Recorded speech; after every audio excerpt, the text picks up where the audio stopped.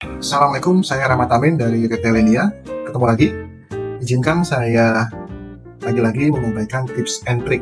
Kali ini tips and tricknya adalah kenapa sih kita harus membuka toko yang kecil-kecil aja, jangan gede-gede gitu ya, jangan besar-besar.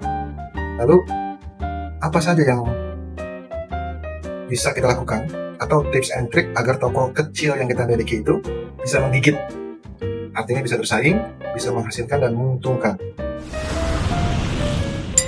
Retailenia bersama belajar retail. Baik, kira-kira begini. Kenapa menurut kami sudah enaknya zaman sekarang itu bikin toko tuh tidak perlu besar-besar, tidak perlu skala supermarket, tidak perlu skala hypermarket, bikin saja skala minimarket. Kenapa sih? Setidaknya ada beberapa faktor yang mendorong hal ini terjadi. Yang pertama, kita sudah tahu sendiri bahwa sekarang tuh sudah sedikit bergeser. Masyarakat belanjanya sudah mulai online, ya. Yang kedua, sudah menjadi rahasia umum kalau biaya operasional tuh lumayan mencekik, ya. Listrik, sewa, gaji, penyusutan, dan lain sebagainya. Lalu, sekarang sudah banyak konsep toko yang pop-up store. Paling gampang tuh ya, bisa dibilang toko yang semi permanen lah ya, atau toko sementara yang memang pengusaha buat berada di lokasi-lokasi strategis. Oke, sekarang sudah ada itu.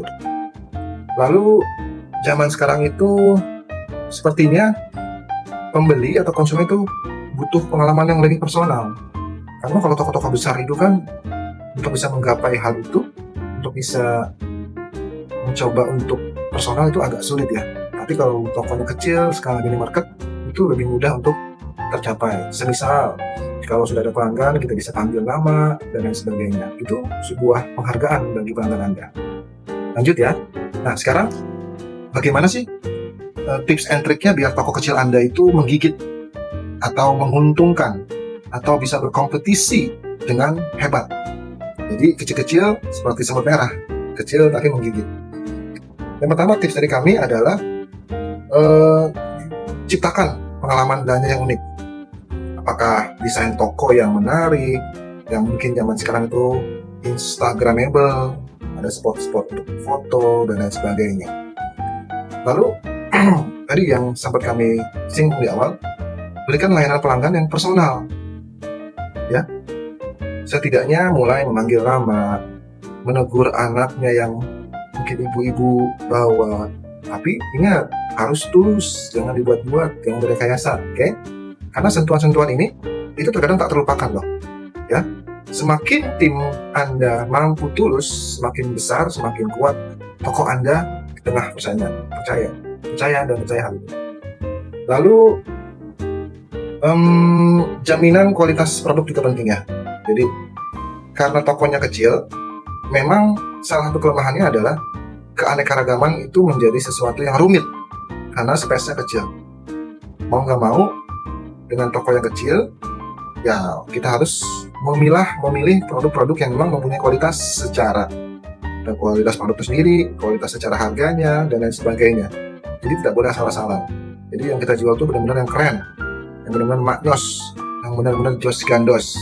Oke, keunikan pun juga harus diperhatikan. Seperti yang kami singgung sebelumnya, jangan lupa untuk peka terhadap dunia luar, terhadap tren, terhadap barang-barang yang memang dibutuhkan. Oke? Lalu ini yang paling penting. Zaman sekarang adalah eranya omni channel. Wajib sebuah keniscayaan. Jikalau memang Anda belum sadar hal ini, bangun sekarang juga sistem omni channel. Anda fokus kepada online, juga tetap fokus kepada offline.